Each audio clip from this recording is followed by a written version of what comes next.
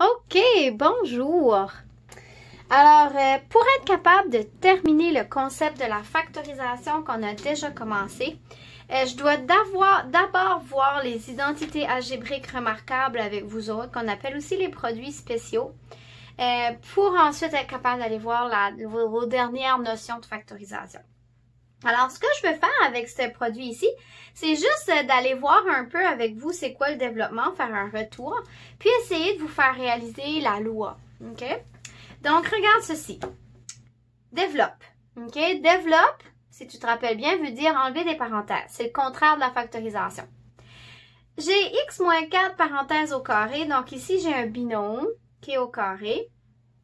Faites pas l'erreur de faire la loi des exposants. Si j'ai un binôme, j'ai une soustraction dans le milieu, je peux pas. Je dois alors aller écrire que x moins 4 au carré, ben c'est x moins 4 fois x moins 4. Et je dois faire ma fameuse multiplication.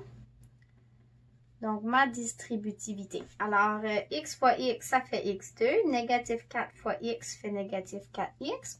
Négatif 4 fois x fait négatif 4x. Et négatif 4 fois négatif 4 donne positif 16. Alors, à partir de là, je peux simplifier ceci. Fait j'ai x carré. J'ai moins 4x moins 4x qui fait négatif 8x plus 16. OK? Donc, ça, c'est mon premier développement. Donc, x moins 4 au carré égale ça. Maintenant, regardez, on va faire la même chose avec lui. On va développer. OK? Alors, ça, c'est 10 plus 3a fois 10 plus 3a.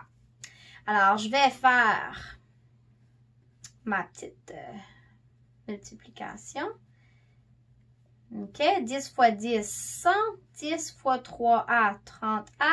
3a fois 10, 30a. Et 3a fois 3a, 9a au carré. Alors, la réponse de ceci va être 100. 30a plus 30a, ça fait 60a plus 9a2. Donc, quand je développe, ça me donne ceci. Maintenant, je vous demanderai pour quelques secondes de regarder mes deux binômes au carré et de regarder la réponse et d'essayer de me trouver un lien qu'il y a entre ça et ça. Et un lien qu'il y a entre ça et ça. Sans avoir à tout faire mon tableau, il y a un lien que tu peux trouver. Alors, je vais te laisser regarder. Donc, regarde bien. Ici, j'ai x moins 4 au carré, puis ça me donne x au carré moins 8x plus 16. Ici, j'ai 10 plus 3a au carré, puis ça me fait 100 plus 60a plus 9a2. Qu'est-ce que tu remarques? OK, donc observe. En salle de classe, je te laisserai toujours un peu plus de temps qu'ici. Si tu regardes bien, es-tu d'accord avec moi que mon premier terme-là, c'est mon premier terme-là mis au carré? Donc, si je mets x au carré, ça me donne ça. Êtes-vous d'accord avec moi? Donc, ce terme-là, mis au carré, donne celui-là. Ensuite, regarde le dernier terme. Négatif 4, si je le mets au carré, ça fait quoi? Ça fait mon dernier terme. Ça marche pour l'autre bord aussi. OK? Mon premier terme, qui est 10, si je le mets au carré, ça me fait 100.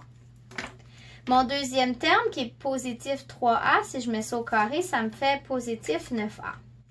Mais qu'en est-il du terme central? Comment tu arrives à négatif 8x ici? Et comment arrives-tu à positif 60a? Tu fais ton premier terme, x, fois ton deuxième terme, négatif 4, et tu fais fois une constante qui va toujours être fois 2. Alors, x fois négatif 4 fait négatif 4x fois 2 qui fait négatif 8x. Même chose pour ici. Tu fais le premier terme fois le deuxième terme fois 2 qui est ta constante. 10 fois 3a. Oh, tu fais 30a fois 2 qui fait 60a. Qui est ça. Et voilà, tu viens de trouver la loi pour un binôme au carré. Donc, on va aller voir la loi. Donc, on appelle ça les identités algébriques remarquables ou aussi les produits spéciaux. Alors, ma règle, si j'ai un binôme au carré, que ça soit une addition ou une soustraction, OK? C'est pas mal la même règle. Donc, ma réponse sans avoir à faire le plein développement. Je sais que je peux automatiquement prendre mon premier terme, le mettre au carré, A2. Prendre mon deuxième terme, le mettre au carré, ça fait positif B2. Et pour trouver mon terme central, je vais faire mon terme là, fois le terme là, fois 2. Même chose ici, c'est juste que si j'ai une addition là, je vais avoir une addition ici. Si j'ai une soustraction dans le milieu, je vais avoir une soustraction dans le terme central. Donc, regardons un exemple ici. M plus 5 au carré. Alors, je prends mon premier terme, je le mets au carré. Ça me fait M au carré. Je prends mon deuxième terme, je le mets au carré, ça me fait 25. OK? Tu sais que c'est 25. Et ensuite, tu fais M fois 5. 5M fois 2, 10M. Et voilà! C'est aussi simple que ça. OK? Donc, regardez, on va faire deux exemples avec vous. X plus 7 au carré. Développe. Ben, je prends mon premier terme, je le mets au carré. Ça fait X au carré. Mon deuxième terme, c'est ça fois 2. Puis moi, j'aime de dire c'est fois 2 qui est là, mais ça, c'est mon petit truc à moi. Fait que je fais X fois 7, 7X fois 2, puis c'est un positif, donc plus 14X. Puis je mets mon 7 au carré, plus 49. Je fais la même chose ici. Développe. OK? Développe veut dire enlever les parenthèses. Alors, 2x au carré. 2 au carré, ça fait 4. X au carré, ça fait x au carré. Mon deuxième terme va avoir le même signe que là. Et là, je vais faire 2x fois 3, qui fait 6x, fois 2, 12x. Et je mets mon dernier terme au carré, négatif 3 au carré, ça fait positif 9. Et voilà. Donc, ça se trouve automatiquement selon la règle sans avoir à tout calculer comme ceci. Alors, beaucoup plus rapide de développer en utilisant la règle des identités algébriques remarquables. Maintenant, ça c'est un premier concept. OK? C'était un binôme au carré. OK? Ah, puis j'ai oublié de vous dire aussi un peu de vocabulaire. Un binôme au carré, quand on le développe, ce que ça me donne, là, ceci, là, le A au carré plus 2AB plus B au carré ou le A au carré moins 2AB plus B au carré, on appelle ça un trinôme carré parfait. Trinôme parce qu'il y a 3 termes, 1, 2, 3. Carré parfait parce que le premier terme et le dernier terme sont des carrés parfaits. OK? Alors, un peu de vocabulaire. Maintenant, regardez ici, on continue avec les identités algébriques remarquables. C'est une deuxième loi. Un peu différent, c'est pas un binôme qui est au carré, mais regardez bien ce qu'on voit. On a deux parenthèses qui sont multipliées, deux binômes. Puis ce qui est particulier avec ceci, c'est qu'on a la même lettre, le même premier terme, le même deuxième terme, mais qu'est-ce qui est différent avec mes deux parenthèses, c'est qu'il y en a une, c'est un négatif, et l'autre, c'est un positif. OK? On appelle ça multiplication d'un binôme et de son conjugué, ce qui veut dire que le signe à l'intérieur est l'opposé. Même chose ici, regarde. 2W, 2W, c'est le même premier terme. 7 et 7, c'est le même deuxième terme. Mais il y a une parenthèse qui est positive et l'autre parenthèse qui est négative. Fait qu'on va développer ça avec notre bonne vieille méthode. On va faire notre carré. On a T moins 1 et T plus 1. T fois T, ça fait T2. T fois positif 1, ça fait positif 1T. Négatif 1 fois T, ça fait négatif 1T. Je ne serais pas obligée de mettre mes 1 ici, mais je veux juste vous le voyez. Et négatif 1 fois positif 1, ça fait négatif 1. Regardez qu'est-ce qui nous vient comme réponse quand on développe ceci. On a T2. 1T moins 1T.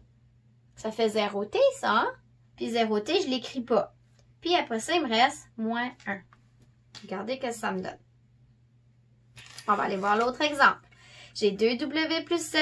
Fois 2W moins 7. Alors, je vais faire ma multiplication, ma distributivité. 2W plus 7, 2W moins 7. 2W fois 2W, 2 fois 2, 4W fois W, W2. 2 fois 7, 14W. 2 fois négatif 7, négatif 14W. Et négatif 7 fois positif 7, positif 49. Qu'est-ce que ça me donne quand je développe ça? 4W2. 14W moins 14W. Ben là, ça me donne encore 0W, je ne l'écris pas. Et qu'est-ce que j'ai ici? Plus 49. Regardez maintenant ces deux ceci. Ces deux ceci. Ces deux développements qu'on vient de faire. D'un binôme et de son conjugué, d'un binôme et de son conjugué. Qu'est-ce que vous remarquez? Quelle loi pouvez-vous ressortir de ceci? Est-ce que vous voyez? Ça me donne un binôme, hein, comme réponse. Je prends mon premier terme, je le mets au carré. T au carré, ça fait T2. Je prends mon deuxième terme, je le mets au carré. 1 au carré, ça me fait 1. Et tu vas... qu'est-ce que j'ai fait là? Hey, vous allez me dire, t'es dans la lune, madame! Vous avez dû remarquer ça, là, dans la classe, vous pouvez me le dire tout de suite. Positif 7 fois négatif 7, moins 49. Wouh! Ouh, OK. On peut tout respirer, tout le monde. Vous savez comment calculer? J'ai juste fait une erreur d'inattention. Aïe, aïe, aïe, aïe, aïe. Je vais me faire chicaner. Donc, c'est ça, je disais. Tu prends ton premier terme, tu le mets au carré. Donc, 2W au carré, ça fait 4W2. Tu prends ton deuxième terme, tu le mets au carré. 7 au carré fait 49. Et tu le sépares d'une soustraction. Tu viens de trouver la deuxième identité algébrique remarquable qu'on apprend en 10BC. OK? Alors, voici la règle. Lorsque j'ai un binôme multiplié par un autre binôme avec signe opposé, donc un binôme multiplié par son conjugué, va donner le premier terme au carré soustrait, tout le temps soustrait par le deuxième terme au carré. Et ceci, on appelle ça une différence de carré. Une différence parce que c'est une soustraction d'un carré avec un autre carré. Alors ça aussi, ça se fait très rapidement. Si je regarde l'exemple, P-8, mon binôme, fois l'autre binôme, P plus 8.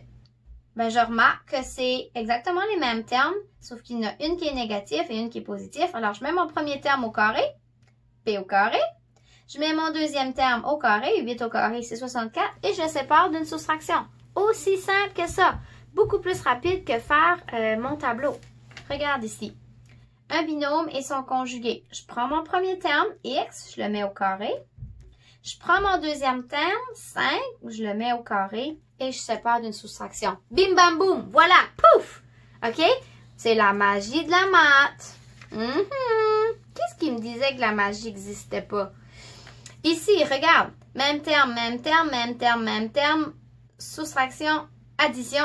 Alors, je sais que c'est un binôme et son conjugué. Je vais appliquer ma loi. Je vais mettre 2x au carré, qui va faire 4x2. Je vais mettre 9 au carré, qui va faire 9. Et je sépare par une soustraction. Pouf! Voilà. C'est pas facile. C'est beaucoup plus rapide que de faire ma fameuse distributivité. Mais ça fonctionne juste dans ces cas-là. Donc ça, c'est les deux identités algébriques remarquables ou les deux produits spéciaux qu'on voit cette année en 10BC. Donc, allez pratiquer ça. Et mon prochain vidéo va porter sur la factorisation de ces deux identités algébriques remarquables ici. Merci d'avoir écouté.